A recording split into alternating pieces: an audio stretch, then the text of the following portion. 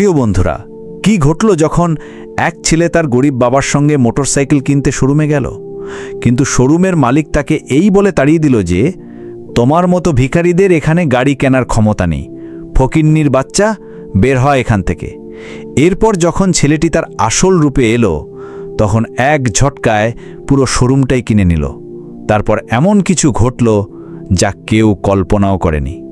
বন্ধুরা, যদি আপনাদের এই ভিডিওটি পছন্দ হয়ে থাকে এবং আপনারা আরও এমন ইসলামী হৃদয়স্পর্শী ভিডিও দেখতে চান, তাহলে আমার এই বাংলা ইসলামিক হিস্ট্রি ইসলাম চ্যানেলটি অবশ্যই সাবস্ক্রাইব করুন এবং বেল আইকনটি চাপুন, যাতে নতুন ভিডিওর নোটিফিকেশন তাৎক্ষণিক আপনার কাছে পৌঁছয়। গল্পের শুরু হয় সেই সময় যখন মিরাজ তার বাবাকে বাইক কিনে দেওয়ার জন্য মিরপুরের এক বড় শোরুমে যায়। বছরের পর বছর ধরে শ্রমে 1 টাকা সঞ্চয় আর একটা আশা সব জড়ো করে আজ তারা মিরপুরের সবচেয়ে বড় বাইক শোরুমের সামনে দাঁড়িয়েছিল। বেটা দেখ, ওই তো সেই মডেল, তুই যেটার কথা বলতিস। বাবা কাপা হাতে শোরুমের জানালায় লাগানো পোস্টারের দিকে ইশারা করল। মিরাজ মুচকি হেসে মাথা নাড়ল। হ্যাঁ বাবা, এটাই, আজ এটাই নেব। ভেতরে ঢুকতেই কাউন্টারের কাছে দাঁড়ানো একটি মেয়ে, স্লিম, হাই হিলে, পারফেক্ট মেকআপ আর লাল লিপস্টিকে তাদের কাছে এলো। এই ছিল সালমা, শোরুমের সেলস গার্ল এবং মালিকের একমাত্র মেয়ে। সে মিরাজকে মাথা থেকে পা পর্যন্ত দেখল। মিরাজের পুরনো জিন্স, ছেঁড়া পকেট, ধুলোমাখা জুতো, বাবার চটি, আর তার ঠোঁটে এক অদ্ভুত হাসি ফুটে উঠল। হ্যাঁ ভাই সাব, কি চাই আপনার? সালমা এমন ভঙ্গিতে জিজ্ঞেস করল যেন কেউ ভিক্ষে করতে এসছে। মিরাজ পকেট থেকে একটা কাগজ বের করল, যাতে বাইকের মডেল লেখা ছিল। ম্যাডাম, আমরা এই বাইকটা দেখতে চাই, ডাউন পেমেন্টের টাকার সঙ্গে আছে, বাকিটা ইএমআই করিয়ে নেব। সালমা কাগজটা নিল, পড়ল আর তারপর জোরে হাসল। তোর ক্ষমতা আছে এই বাইক কিনার? এই বাইকের দাম 2,90,000 টাকা। নিজের অবস্থা দেখ, এটা শোরুম, চ্যারিটি সেন্টার নয়। কিছু স্টাফ ছেলেরাও শুনছিল, তারা হাসি চাপছিল। একজন বলল, দিদি মনে হয় ভুল করে মিরপুরের ঝোপড়পট্টি থেকে এখানে চলে এসছে। মিরাজের মুষ্টি বাঁধা হয়ে গেল, কিন্তু মুখ শান্ত রইল। বাবা কিছু বলার আগেই সালমার বাবা আসগর আলী, শোরুমের মালিক, সেখানে এলো। কি হলো সালমা? আব্বা, এরা বাইক কিনতে এসছে, সে ব্যঙ্গ করে বলল। শোরুমের মালিক বাবার দিকে তাকালো, এক মুহূর্ত থামল, তারপর বলল, ভাই সাব, আপনার মতো গরিবদের স্বপ্ন দেখা উচিত নয়। দেখুন, আমাদের এখানে হাই প্রোফাইল কাস্টমার আসে, আপনার মতো লোকেরা আমাদের সময় নষ্ট করবেন না। মিরাজ তখনও চুপ ছিল। বাবা লজ্জায় মাথা নিচু করল। বেটা চল, আমাদের দরকার নেই। কিন্তু তখনই মিরাজের চোখ উঠল সোজা সালমার চোখে। ম্যাডাম, আজ আপনি আমার কাপড় দেখেছেন, কাল আমার ক্ষমতা দেখবেন। সময় বদলায়, আমরা গরিবরা কি মানুষ নই? আমাদের মনে হৃদয় নেই? আপনার টাকার উপর এত অহংকার করা উচিত নয়। ওপরওয়ালা সব দেখছে, তার ঘরে দেরি আছে, অন্ধকার নেই। সে যাকে চায় এক ঝটকায় ধনী করে দিতে পারে, আর যাকে চায় এক ঝটকায় ফকির করে দিতে পারে। শোরুমে সবাই শান্ত হয়ে গেল। মিরাজ বাবার হাত ধরে বাইরে বেরিয়ে গেল। মিরাজ পেছন ফিরে না তাকিয়ে, বাইরে রোদ ছিল, রাস্তা তপ্ত ছিল, কিন্তু মিরাজের রক্ত তার চেয়েও বেশি ফুটছিল।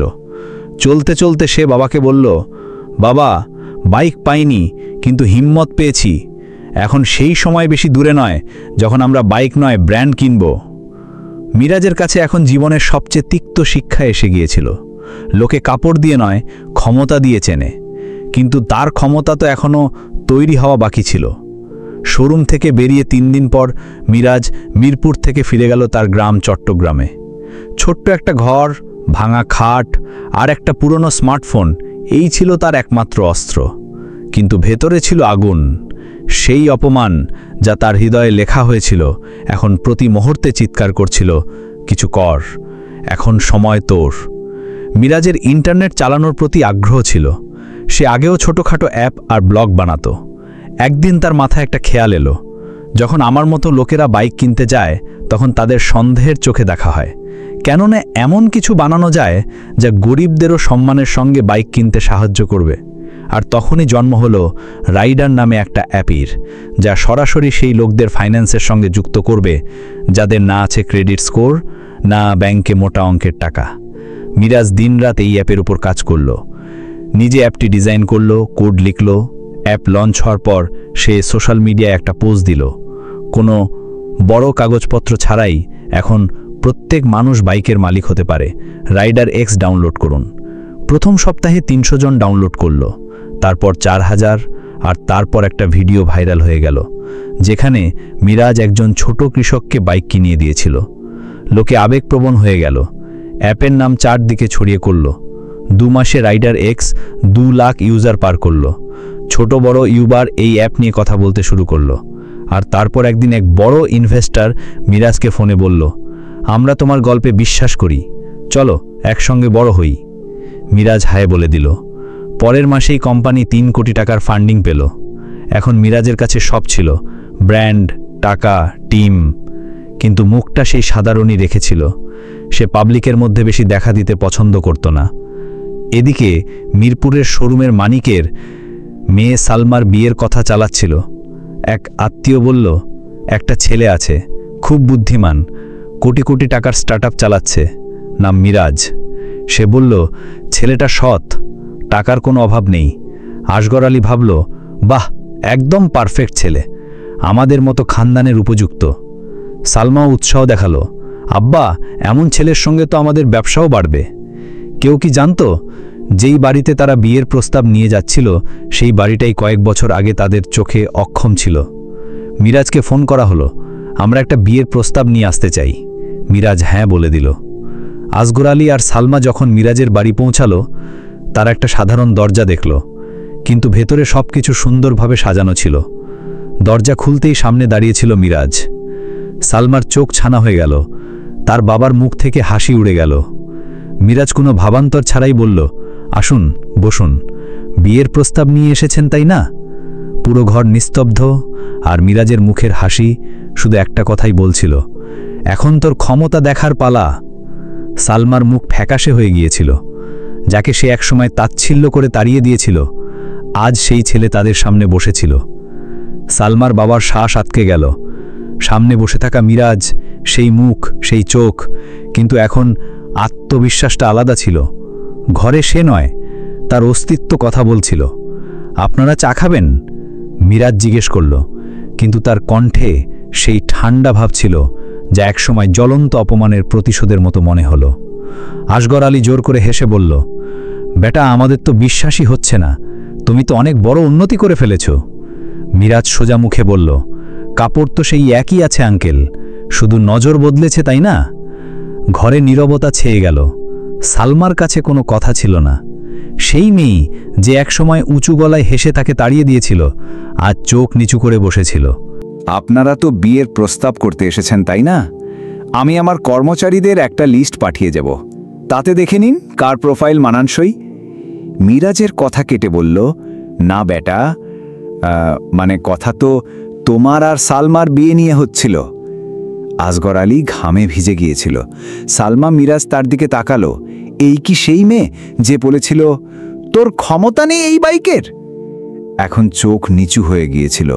সেই অসহায়তা যা কাগজে নয়, মুখে ফুটে উঠছিল। সরি, সালমা ধীরে বলল। সরি কথাটা শুনে মিরাজের কণ্ঠ ভারী হয়ে গেল এবং বলল, যখন বাবার সঙ্গে তুমি আমার ক্ষমতা মেপেছিলে তখন এই শব্দটা তোমার মনে পড়েনি। এখন আমার কোম্পানি কোটি কোটি টাকার, তাই আমার মুখটা তোমার কাছে মানুষের মতো মনে হচ্ছে। এখন আর কিছু বলার বাকি ছিল না, দুজনেই উঠে চলে গেল। পরের সপ্তাহেই মিরাজ রাইডারের নতুন সিদ্ধান্ত ঘোষণা করল। মিরপুরে প্রথম রাইডার প্রিমিয়াম শোরুম খোলা হবে, আর লোকেশন ঠিক সেই শোরুমের সামনে যেখানে তাকে একসময় ধাক্কা দেওয়া হয়েছিল। আসগর আলী রাগে ফেটে পড়ল, এটা আমাদের অপমান। এখন কথা তার সম্মানের নয়, তার শোরুম বন্ধ হয়ে যাওয়ার ছিল। রাইডার এক্সের শোরুম খুলল, ঝকঝকে ডিজিটাল সিস্টেমে সজ্জিত, কাপড় বা চেহারার ভেদাভেদ ছাড়াই। মিরাজ উদ্বোধনে শুধু একটা লাইন বললেন, আমরা লোকের কাপড় বা ক্ষমতা দেখি না, তাদের স্বপ্ন দেখি। প্রতিটি মিডিয়া চ্যানেলেই এই লাইন ভাইরাল হয়ে গেল। রাইডার শোরুম এখন মিরপুরের শান হয়ে উঠেছিল। ডিজিটাল স্ক্রিনে গ্রাহকের নাম দেখা যেত, গ্রাহকদের জন্য প্রিমিয়াম চা, কফি, আর সবচেয়ে বিশেষ ব্যাপার, কাউকে কাপড় দিয়ে নয়, মানুষ হিসেবে মূল্যায়ন করা হতো। যেখানে একসময় মিরাজের হাসি ওড়ানো হতো, সেখানে এখন তার প্রশংসার গুঞ্জন ছিল। এদিকে সালমা আর আসগর আলীর শোরুম ধীরে ধীরে জনশূন্য হয়ে গেল। গ্রাহক আসা বন্ধ হয়ে গেল। পুরনো গ্রাহকরাও রাইডার এক্সের ইএমআই স্কিমে চলে গেল। প্রতি সপ্তাহে লোকসান বাড়তে লাগলো। মার্কেটে আলোচনা হচ্ছিল, পুরনো শোরুম এখন পুরনো হয়ে গেছে, রাইডার এক্সই এখন ট্রেন্ড। আসগর আলী হতাশ হয়ে পড়ল। তারা মিডিয়া ইন্টারভিউ দেওয়ার চেষ্টা করল। আমরা তো বছরের পর বছর ধরে ব্যবসা করছি, রাইডার এক্স নতুন? কিন্তু লোকে হেসে বলতো, হ্যাঁ নতুন, কিন্তু সম্মানের। একদিন অবশেষে তাদের শোরুমের লোন ডিফল্ট হয়ে গেল। ব্যাংক নোটিশ পাঠালো, 15 দিনের মধ্যে রিকভারি না হলে সিল করে দেওয়া হবে। এখন অবস্থা আরও খারাপ হয়ে দিয়েছিল। সেই সপ্তাহেই মিরাজ একটা ইভেন্ট রাখলো, রাইডার ফাউন্ডেশন ডে। পুরো মিরপুরের বাইক ডিলার, মিডিয়া, কলেজের ছাত্রছাত্রী আর ইনভেস্টরদের ডাকা হলো। মিরাজ সেই ইভেন্টে একটা ছোট্ট ভিডিও চালালো, যেখানে এক গরিব ছেলে তার বাবার সঙ্গে শোরুমে যায় আর অপমানিত হয়ে বেরিয়ে যায়।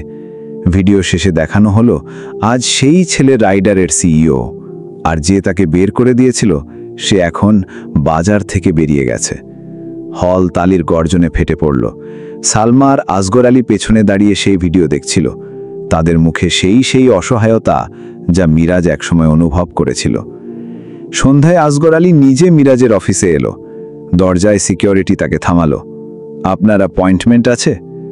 বল, মিরাজের সঙ্গে বাপ বেটি দেখা করতে এসেছি। রহিম দেখা করার অনুমতি দিল, সম্ভবত শেষবারের মতো। চেয়ারে বসতেই আসগর আলী বলল, বেটা, এখন আর কিচ্ছু বাকি নেই, সব শেষ হয়ে গেছে, আমরা হেরে গেছি। মিরাজ চুপ ছিল, শুধু চোখে একটা ঠান্ডা স্বস্তি ছিল। সালমা বলল, আমরা খুব খারাপ করেছিলাম, কিন্তু এখন বুঝতে পেরেছি মানুষের ক্ষমতা তার পরিশ্রমে হয়, কাপড়ে নয়। মিরাজ শুধু একটা লাইন বলল, কখনো কারোর গরিবি মেপো না, কারণ পরিস্থিতি বদলাতে দেরি লাগে না। তারপর সে টেবিলে একটা চিঠি রাখল। এটা আমার নতুন ব্যবসায়িক প্রস্তাব। রাইডার এখন আপনার শোরুমের জমি কিনতে চায়, যাতে সেখানে গরিব বাচ্চাদের জন্য টেক ট্রেনিং সেন্টার খোলা যায়। দুজনেই স্তব্ধ হয়ে গেল। মিরাজ উঠে বলল, আমি প্রতিশোধ নেইনি, আমি তোমার চিন্তা ভাবনা বদলে দিয়েছি, আর এটাই আমার জয়। পরের মাসেই সেই শোরুমের বিল্ডিংয়ে একটা নতুন বোর্ড লাগানো হয়েছিল, রাইডার এক্স লার্নিং হাব, যেখানে স্বপ্ন পূরণ হয়। মিরাজ বাবাকে একটা নতুন বাইকের চাবি দিল, আর যখন বাবা জিজ্ঞেস করল, বেটা এখন কি করবি, মিরাজ মুচকি হেসে বলল, এখন আর কাউকে কাপড় দেখে লজ্জায় পড়তে হবে না বাবা, এখন রাইডার এক্স শুধু বাইক নয়, সম্মানও দেবে।